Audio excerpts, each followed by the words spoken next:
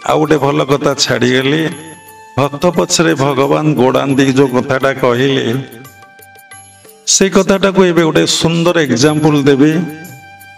ଆପଣ ଦେଖନ୍ତୁ, ଯୋଉ ସାଧୁ ନିଷ୍ଠାର ସହିତ ଧ୍ୟାନ ଜପରେ ବୁଡ଼ି ଯାଇଛି, ନିଜ ଜୀବନଟା ଭଗବାନ ପାଇଁ ଉତ୍ସର୍ଗୀକୃତ କରିଦେଇଛି, ଭଗବାନଙ୍କ ପାଇଁ ସବୁ କିଛି ସେ କରୁଛି। ଦେଖନ୍ତୁ ସେ କେତେ ପୂଜନୀୟ, ତ କେତେ ଲୋକ ପୂଜା କରୁଛନ୍ତି, ସେ କାହାକୁ କିଛି କହୁନାହିଁ। ତାକୁ ଲୋକ ସ୍ୱତଃ ତା ପାଖକୁ ଆସୁଛନ୍ତି, ତାର ଚରଣ ରେଣୁ ନେଇ ସମସ୍ତେ ମୁଣ୍ଡରେ ମାରୁଛନ୍ତି, ତା ପାଦ ଧୋଇକି ପାଣିକି ପାଉଛନ୍ତି, ତା ଚଲା ପଥରେ ପୁଷ୍ପ ବିଞ୍ଚୁଛନ୍ତି। ଆମେ ବୃନ୍ଦାବନ ପରିକ୍ରମା କରୁଥିଲୁ ସେପ୍ଟେମ୍ବରରେ, ଦେଖିଲୁ ବୃନ୍ଦାବନରେ ଜଣେ ସନ୍ଥ ଏବେ ଅଛନ୍ତି ପ୍ରେମାନନ୍ଦ ବାବା ବୋଲି। ସେ ଭୋରୁ ଭୋରୁ ପରିକ୍ରମା କରନ୍ତି। ସେଇ ପରିକ୍ରମା ପଥରେ ଅନେକ ଲୋକ ତାଙ୍କୁ ଚାହିଁ ବସିଥାନ୍ତି ଦର୍ଶନ କରିବା ପାଇଁ, ଏବଂ ରାସ୍ତା ସାରା ଫୁଲ ବିଞ୍ଚି ଚିତା କାଟି କ'ଣ କରିଥାନ୍ତି, ଅପେକ୍ଷାରତ, କିଏ କୀର୍ତ୍ତନ, କିଏ ନମସ୍କାର, କିଏ ସାଷ୍ଟାଙ୍ଗ ପ୍ରଣାମ କରନ୍ତି। ସେ ସମସ୍ତଙ୍କୁ ପ୍ରତି ପ୍ରଣାମ କରି ଆନନ୍ଦରେ ସେ ପୁଷ୍ପକୁ ମାଡ଼ି ଚାଲିଯାଆନ୍ତି। ସେ କ'ଣ କହିଛନ୍ତି, ମୋ ପାଇଁ ଏ କାମ ସବୁ ଆପଣମାନେ ରାତିରୁ ଉଠି କରନ୍ତୁ ପ୍ରତ୍ୟେକ ଦିନ, ଆବରି ଖାଇବେନି ପାଶେ ତାର ଚରଣ ରେଣୁ ଆସେ। ଏମିତି ପ୍ରତ୍ୟେକ ସାଧୁଙ୍କର ଅଛି, ଖାଲି ସେ ପ୍ରେମାନନ୍ଦ ବାବାଙ୍କର ନୁହେଁ। ଯିଏ ସାଧନାରେ ଉଚ୍ଚ ସ୍ତରକୁ ଗଲା, ମନକୁ ଈଶ୍ୱରାଭିମୁଖୀ କଲା, ଭଗବତ ଚେତନାରେ ବୁଡ଼ିଲା, ଭଗବାନଙ୍କ ପାଇଁ ଜୀବନଟା ଦେଇଦେଲା, ତା ପାଇଁ ଭଗବାନ ବିଭିନ୍ନ ମାଧ୍ୟମରେ ଏ କଥା କରନ୍ତି। ତେଣୁ ଆମେ ସମୀକ୍ଷା କରିବା, ଆମର ମନ କୁଆଡ଼େ ଯାଉଛି, ବିଷୟ ଆଡ଼େ ଯାଉଛି କି ଈଶ୍ୱରାଭିମୁଖୀ ହଉଛି। ଆପଣଙ୍କ ଭାଗ୍ୟଟା ଆପଣଙ୍କ ହାତରେ। ଆପଣ ଯାହା କରୁଛନ୍ତି, ତା ଭୋଗୁଛନ୍ତି, ଯାହା କରିବେ ଆପଣ ତା ଭୋଗିବେ। ଆପଣଙ୍କର ଭାଗ୍ୟଟା ଆପଣଙ୍କ ହାତରେ। ତୁଇଟି ତୁଇ ଅଟୁ ଭାଗ୍ୟ ବିଧାତାରେ ମନୁଆ। ତୁ ହିଁ ତୋର ଭାଗ୍ୟ ବିଧାତା, ଆଉ ତୋର କେହି ଭାଗ୍ୟ ବିଧାତା ନୁହନ୍ତି। Your destiny is in your hand. ତେଣୁ ଯେମିତି କର୍ମ କରୁଛନ୍ତି ସେମିତି ଫଳ ଆପଣଙ୍କୁ ପ୍ରାପ୍ତି ହେବ। ଏକଥା ଆପଣ ଜାଣିପାରୁନାହାନ୍ତି। ତେଣୁ ଗୁରୁଦେବ ଇଂଲିଶରେ କହୁଥିଲେ, watch your thoughts, watch your mind, watch your breath. ଆପଣ କହିଦେଲେ, କେବେ ବିଚାର କରୁଛନ୍ତି ୱାଚ୍ ୟୁର ଥଟ୍ସ? ନିଜ ଚିନ୍ତାକୁ କେତେବେଳେ ଆପଣ ଜାଣିଛନ୍ତି? ମୋ ଭିତରେ କୋଉ କୋଉ ଥଟ୍ସ ଆସୁଛି, ସେ ଥଟ୍ସ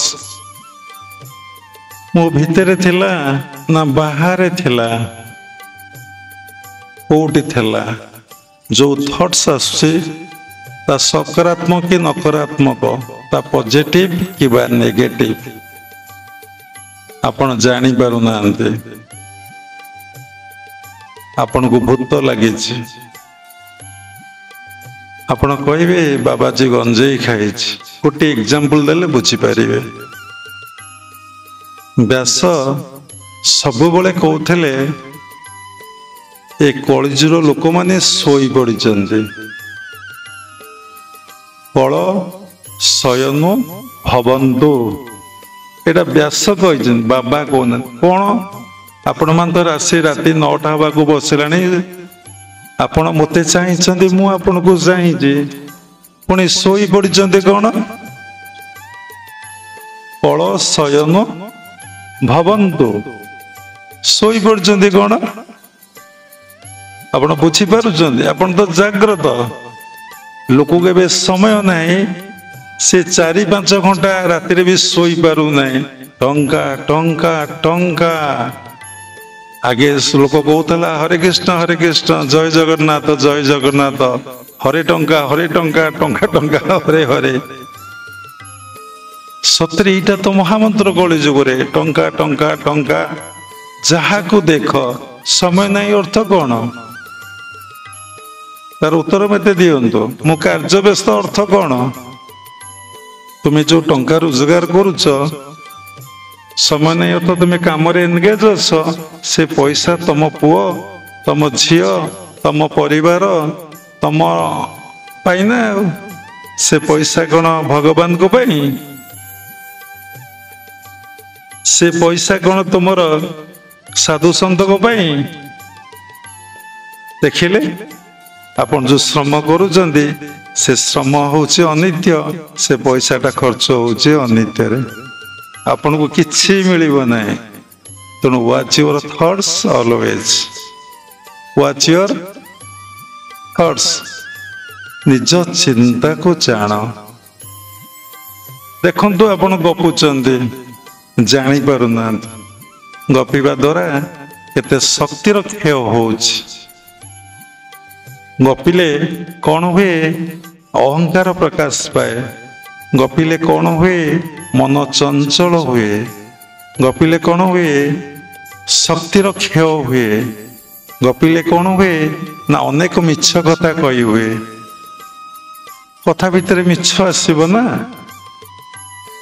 तेणु जदि आम चिंता को जानी थांदे ये गोटे कथा न प्रत्येक चिंता खाली चिंता को आप जानतु चिंता को केतबले विरोध करंतु ना निवृत्ति करने चाहतु ना से आपन को विरोध करिवो आपन खाली जानतु मु मद पीऊचे जानतु मु खाली गपुचे जानतु मु ध्यान करू ना जानतु मु मोबाइल रे सबले लागुची जानतु मु अଯଥା कथा कहूची